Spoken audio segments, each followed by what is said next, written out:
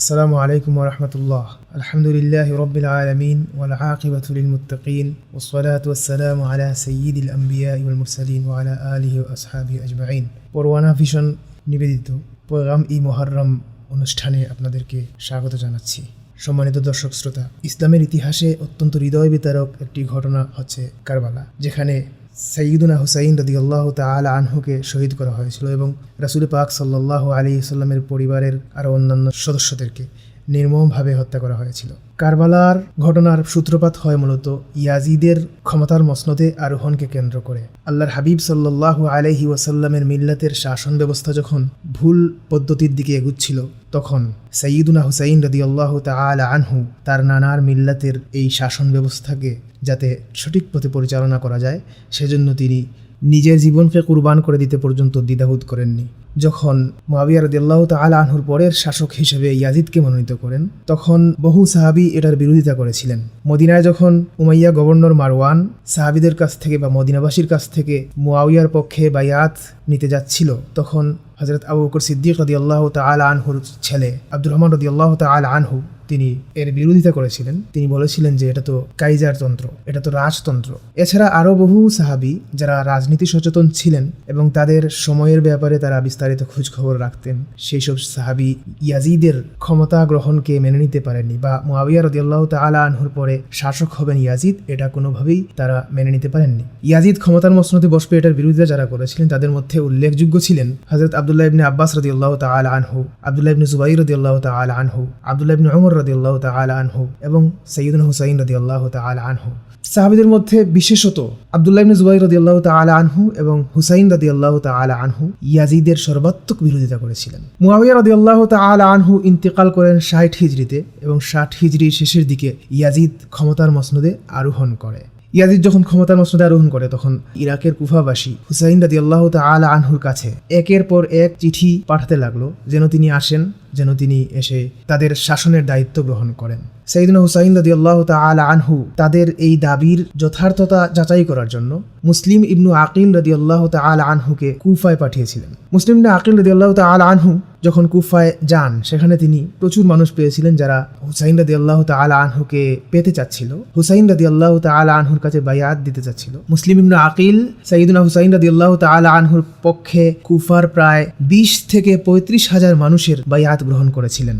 Yazid যখন জানতে পারে মুসলিম ইবনে আকিল রাদিয়াল্লাহু তাআলা আনহু কুফায় অবস্থান করছেন এবং হুসাইন রাদিয়াল্লাহু তাআলা আনহুর পক্ষে বায়াত গ্রহণ করছেন, সে কুফায় তার অনুগত লোক উবাইদুল্লাহ ইবনে জিয়াদকে পাঠায়। সে যখন জানতে পারে হুসাইন রাদিয়াল্লাহু তাআলা আনহু আসবেন কুফার দিকে, সাথে সাথে সে কুফার গভর্নরকে পরিবর্তন করে দেয়। কুফার গভর্নর তখন ছিলেন নোমান ইবনে বশির রাদিয়াল্লাহু তাআলা আনহু। তিনি একজন সাহাবী। ইয়াজিদ বুঝতে পারে যে তার উদ্দেশ্য এই সাহাবীর দ্বারা হাসিল হবে না, এই সাহাবী তার অনুগত হয়ে কাজ করবেন না, সে যা চাচ্ছে তিনি তা করবেন না। সেজন্য সে তার অনুগত লোক উবাইদুল্লাহ ইবনে জিয়াদকে বসরা থেকে কুফায় স্থানান্তরিত করে। উবাইদুল্লাহ ইবনে জিয়াদ কুফায় প্রবেশ করে নোমান ইবনে বশিরকে অব্যাহতিপত্র হাতে ধরিয়ে দেয় এবং মুসলিম ইবনে আকিল রাদিয়াল্লাহু তাআলা আনহুকে কুফায় হত্যা করা হয়। হুসাইন রাদিয়াল্লাহু তাআলা আনহু কুফায় আসছেন এটা জানতে পেরে ইয়াজিদ কুফার গভর্নর উবাইদুল্লাহ ইবনে জিয়াদের কাছে চিঠি পাঠায়। তাবারানির রিওয়ায়াতে এসেছে যে সে সেখানে লিখেছিল, তুমি এখন পরীক্ষার মুখোমুখি হতে যাচ্ছ, হয় তুমি সফল হও, হুসাইনকে দমন করো, অথবা তুমি ব্যর্থ হও এবং দাসে পরিণত হও। সে প্রচ্ছন্নভাবে উবাইদুল্লাহ ইবনে জিয়াদকে নির্দেশ দিয়েছিল হুসাইন রাদিয়াল্লাহু তাআলা আনহুকে দমন করার জন্য। তারপর হুসাইন রাদিয়াল্লাহু তাআলা আনহু কুফায় এসে পৌঁছান। প্রতিমধ্যে তিনি জানতে পারেন যে মুসলিম ইবনে আকিলকে হত্যা করা হয়েছে। তখন তিনি তার সিদ্ধান্ত পুনর্বিবেচনা করতে চান, কিন্তু আহলে বাইতের অন্যান্য সঙ্গী সাথীদের পরামর্শে তিনি সামনের দিকে এগিয়ে আসেন। কেউ কেউ বলেন যে কুফা থেকে শামের দূরত্ব হচ্ছে 20 থেকে 22 দিনের দূরত্ব। সুতরাং এই সময়ে ইয়াজিদ উবাইদুল্লাহ ইবনে জিয়াদকে হুসাইন রাদিয়াল্লাহু তাআলা আনহুকে দমন করার ব্যাপারে কোনো চিঠি দিলে সেটা পৌঁছবে না, সুতরাং এই চিঠি সম্ভবত সে দেয়নি। কোনো কোনো বিশ্লেষক এরকম বলে থাকেন। প্রকৃতপক্ষে এই ব্যাপারটাকে অন্যভাবে বিচার করা যায়। যেহেতু হুসাইন রাদিয়াল্লাহু তাআলা আনহু 60 হিজরির জিলহজ মাসে রওনা হয়েছিলেন এবং হুসাইন রাদিয়াল্লাহু তাআলা আনহু কুফার পথে এগোচ্ছেন, এটা জানতে পেরে ইয়াজিদ কুফার গভর্নরকে পরিবর্তন করে দেয়। সুতরাং সে আগেভাগেই এই চিঠি দিয়ে থাকবে। হুসাইন রাদিয়াল্লাহু তাআলা আনহু মুহররম মাসে কারবালাতে এসে উপস্থিত হন। ইয়াজিদের গভর্নর উবাইদুল্লাহ ইবনে জিয়াদ তখন হুসাইন রাদিয়াল্লাহু তাআলা আনহুকে প্রতিরোধ করার জন্য হুর ইবনে ইয়াজিদের নেতৃত্বে 2000 সৈন্য পাঠায়। হুর ইবনে ইয়াজিদ কারবালা প্রান্তরে হুসাইন রাদিয়াল্লাহু তাআলা আনহুর মুখোমুখি হয়। উবাইদুল্লাহ ইবনে জিয়াদ হুর ইবনে ইয়াজিদকে বলে দেয় যে হুসাইন রাদিয়াল্লাহু তাআলা আনহুকে যেন এমন জায়গায় আটকায় যেখানে পানির স্বল্পতা রয়েছে, যেখানে পানির অভাব রয়েছে। তাই হুর ইবনে ইয়াজিদ হুসাইন রাদিয়াল্লাহু তাআলা আনহুর মুখোমুখি হয় কারবালার প্রান্তরে এসে। কারবালা ফুরাতের তীরে অবস্থিত এবং এখানে পানি পাওয়ার ক্ষেত্রে কিছুটা প্রতিবন্ধকতা রয়েছে। হুর ইবনে ইয়াজিদ যখন তার সৈন্যবাহিনী নিয়ে হুসাইন রাদিয়াল্লাহু তাআলা আনহুর মুখোমুখি হয়, হুসাইন রাদিয়াল্লাহু তাআলা আনহু তাকে বলেন যে কুফার মানুষ যদি না চায় তাহলে তিনি মদিনাতে ফিরে চলে যাবেন। কিন্তু হুর ইবনে ইয়াজিদ উবাইদুল্লাহ ইবনে জিয়াদের চিঠির পরিপ্রেক্ষিতে তাকে বলে যে আমি আপনাকে উবাইদুল্লাহ ইবনে জিয়াদের সামনে নিয়ে যাব, তাছাড়া আমি আপনাকে আর কোথাও যেতে দেব না। তারপর ইয়াজিদ কারবালা প্রান্তরে হুসাইন রাদিয়াল্লাহু তাআলা আনহুকে মোকাবেলা করার জন্য ওমর ইবনে সাদকে পাঠায়। ওমর ইবনে সাদ ইবনে আবি ওয়াক্কাস রাদিয়াল্লাহু তাআলা আনহুর সন্তান। সাদ ইবনে আবি ওয়াক্কাস রাদিয়াল্লাহু তাআলা আনহু তার এই সন্তানের মধ্যে অনিষ্টতা অনেক আগেই দেখতে পেয়েছিলেন। একদিন তাকে তিনি সোয়ারির পিঠে দেখে বলছিলেন যে আউযু বিল্লাহি মিন শাররি হাদার রাকিব, আল্লাহ আমি আপনার কাছে এই সোয়ারির অনিষ্ট থেকে আশ্রয় যাচ্ছি। ওমর ইবনে সাদকে উবাইদুল্লাহ ইবনে জিয়াদ লোভ দেখায় যে তাকে রায় অঞ্চলের গভর্নর হিসেবে পদায়ন করবে এবং এই লোভ দেখিয়ে তাকে কারবালা প্রান্তরে পাঠায়। ওমর ইবনে সাদ যখন কারবালা প্রান্তরে এসে হুসাইন রাদিয়াল্লাহু তাআলা আনহুর মুখোমুখি হয়, সে জানতে চায় তিনি এখানে কেন এসেছেন। হুসাইন রাদিয়াল্লাহু তাআলা আনহু বলেন যে কুফাবাসী যদি না চায় আমি এখানে থাকবো, যদি না চায় বা কুফাবাসী যদি আমাকে না চায় আমি ফিরে চলে যাব। এটা শুনে ওমর ইবনে সাদ খুশি হয় এবং উবাইদুল্লাহ ইবনে জিয়াদের কাছে পাল্টা খবর পাঠায়। উবাইদুল্লাহ ইবনে জিয়াদ তখন ওমর ইবনে সাদের কাছে চিঠি পাঠায় এই মর্মে যে আগে হুসাইনের কাছ থেকে ইয়াজিদের পক্ষে বাইয়াত গ্রহণ করো, পরেরটা পরে দেখা যাবে। উবাইদুল্লাহ ইবনে জিয়াদ ওমর ইবনে সাদের সাথে পত্রালাপে ওমর ইবনে সাদের মধ্যে কিছুটা দুর্বলতা আঁচ করতে পারে। সে বুঝতে পারে যে ওমর ইবনে সাদ হুসাইন রাদিয়াল্লাহু তাআলা আনহুকে সম্ভবত আক্রমণ করতে চাচ্ছে না, তাই সে সিদ্ধান্ত নেয় যে অন্য কাউকে পাঠাবে, ওমর ইবনে সাদের সাথে অন্য কাউকে পাঠাবে। এইদিকে সে পানি বন্ধ করার আদেশ দেয়। মুহররম মাসের 7 তারিখ হুসাইন রাদিয়াল্লাহু তাআলা আনহুকে মুহররম মাসের 7 তারিখ থেকে হুসাইন রাদিয়াল্লাহু তাআলা আনহু সহ আহলে বাইতের অন্যান্য সদস্যদেরকে পানি সরবরাহ বন্ধ করে দেওয়া হয়। ফুরাত নদীর তীরে 500 সৈন্য মোতায়েন করা হয় যাতে আহলে বাইতের কেউ পানি নিতে না পারেন। হুসাইন রাদিয়াল্লাহু তাআলা আনহু সহ আহলে বাইতের অন্যান্য সদস্যদেরকে এইভাবে পানি বঞ্চিত রাখার চেষ্টা করা হয়েছিল। হুসাইন রাদিয়াল্লাহু তাআলা আনহুর সাথে থাকা আব্বাস ইবনু আলী বের হয়ে আসেন তাঁবু থেকে এবং তিনি অত্যন্ত সাহসিকতার সাথে উবাইদুল্লাহ ইবনে জিয়াদের সৈন্যবাহিনীর কতিপয়কে মোকাবেলা করেন এবং পানি নিয়ে যান ফুরাত নদী থেকে। মুহররম মাসের 9 তারিখ ইয়াজিদ শিমর ইবনে জিল জাউশানকে কারবালা প্রান্তরে পাঠায় এবং সাথে অত্যন্ত কঠোর ভাষায় চিঠি দেয় যে হুসাইন রাদিয়াল্লাহু তাআলা আনহুকে যেন ওমর ইবনে সাদ যে কোনো মূল্যে দমন করে, হুসাইন রাদিয়াল্লাহু তাআলা আনহুর উপর যেন আক্রমণ করে।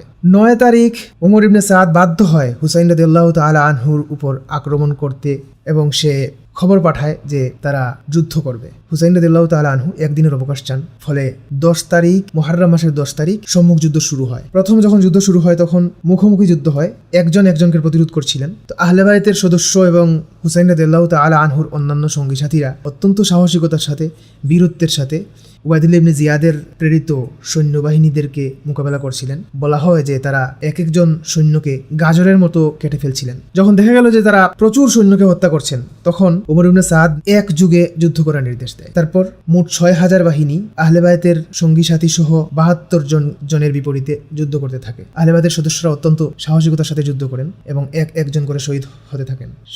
শেষমেশ হুসাইন রাদিয়াল্লাহু তাআলা আনহু বাকি থাকেন এবং তিনিও অত্যন্ত বীরত্বের সাথে যুদ্ধ করতে থাকেন। একসময় তিনি তৃষ্ণার্ত হয়ে পড়েন এবং পানি পান করতে উদ্যত হন। তিনি যখন পানি পান করতে যাবেন তখন সিনান বিন আনাস আন-নাখাই নামের একজন হুসাইন রাদিয়াল্লাহু তাআলা আনহুর গলায় তীর নিক্ষেপ করে। তারপর কোনো ইতিহাসে এসেছে যে শিমর বিন জিল জাউশান অথবা সিনান বিন আনাস হুসাইন রাদিয়াল্লাহু তাআলা আনহুর মাথা মোবারককে ছিন্ন করে ফেলে। এদিন কারবালা প্রান্তরে আহলে বাইতের সদস্যগণ শাহাদাত বরণ করেছেন। হুসাইন রাদিয়াল্লাহু তাআলা আনহু শাহাদাত বরণ করেছেন এবং ফাতিমা রাদিয়াল্লাহু তাআলা আনহুর সন্তান এবং নাতিগণের মোট 16 জন এই দিন শাহাদাত বরণ করেছেন।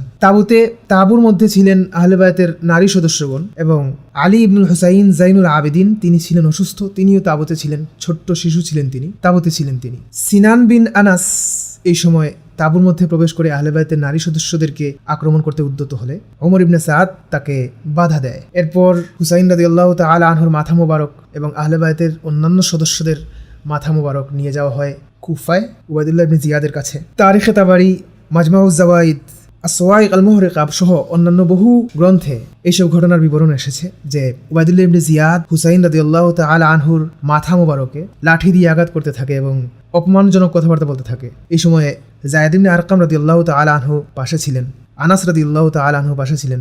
তারা প্রতিবাদ করেছেন এবং উবাইদুল্লাহ ইবনে জিয়াদ তাদেরকেও অপমান করেছে। উবাইদুল্লাহ ইবনে জিয়াদ এই সময় জাইনুল আবেদিনকে হত্যা করতে উদ্যত হয়, হত্যা করতে চায়, কিন্তু জায়নাব বিনতে আলী রাদিয়াল্লাহু তাআলা আনহা চিৎকার দিয়ে ওঠেন। তিনি জাইনুল আবেদিনকে হত্যা করতে বাধা দেন। ইমাম ইবনু হাজার হাইতামি রহমতুল্লাহ আলাইহি তার সওয়াইক আল মুহরিকা কিতাবের মধ্যে এবং নুরুদ্দিন হাইতামি রহমতুল্লাহ আলাইহি মাজমাউজ জাওয়ায়েদের মধ্যে বিভিন্ন বর্ণনা নিয়ে এসেছেন, যেখানে দেখা যায় যে হুসাইন রাদিয়াল্লাহু তাআলা আনহুর মাথা মুবারক পরবর্তীতে ইয়াজিদের সামনেও নিয়ে যাওয়া হয় এবং ইয়াজিদ হুসাইন রাদিয়াল্লাহু তাআলা আনহুর মাথা মুবারক সামনে নিয়ে বিভিন্ন কথাবার্তা বলতে থাকে, অপমানজনক কথাবার্তা বলতে থাকে এবং কবিতা বলতে থাকে। যে কোনো কোনো বর্ণনা এসেছে এরকম যে সে বলতে থাকে যে আজকে বদরের প্রতিশোধ গ্রহণ করা হয়েছে। হুসাইন রাদিয়াল্লাহু তাআলা আনহু কারবালা প্রান্তরে শাহাদাত বরণ করেছেন। হুসাইন রাদিয়াল্লাহু তাআলা আনহুর এই অবস্থান কেবলমাত্র একজন শাসকের বিরুদ্ধে অবস্থান নয়, বরং মুসলিম মিল্লাত যাতে ভুল কোনো শাসন ব্যবস্থার দিকে না এগোয় সেজন্য তিনি এই অবস্থান গ্রহণ করেছিলেন এবং তার এই অবস্থান রাসূল পাক সাল্লাল্লাহু আলাইহি ওয়াসাল্লামের কাছ থেকে অনুপ্রাণিত। ইবনুল আসির তার তারিখের মধ্যে একটি বর্ণনা এনেছেন যে হুসাইন রাদিয়াল্লাহু তাআলা আনহু বলেছেন যে আমি নানাজানকে স্বপ্নে দেখেছি এবং নানাজানের কাছ থেকে আমি একটি দায়িত্ব পেয়েছি, মূলত এই দায়িত্ব পালন করার জন্যই আমি কুফার উদ্দেশ্যে রওনা হয়েছি। সুতরাং হুসাইন রাদিয়াল্লাহু তাআলা আনহুর এই অবস্থান যথার্থ এবং প্রয়োজনীয় ছিল। হুসাইন রাদিয়াল্লাহু তাআলা আনহুর এই অবস্থান কিয়ামত পর্যন্ত মুসলিম জাতির জন্য যে কোনো জুলুমতন্ত্রের বিপক্ষে জীবন বাজি রেখে অবস্থান গ্রহণের জন্য অনুপ্রেরণা হয়ে থাকবে। প্রিয় দর্শক, পরওয়ানা ভিশন আয়োজিত আজকের এই অনুষ্ঠানে এতক্ষণ ব্যাপী আপনারা সাথে থাকার জন্য সবাইকে ধন্যবাদ জানাচ্ছি।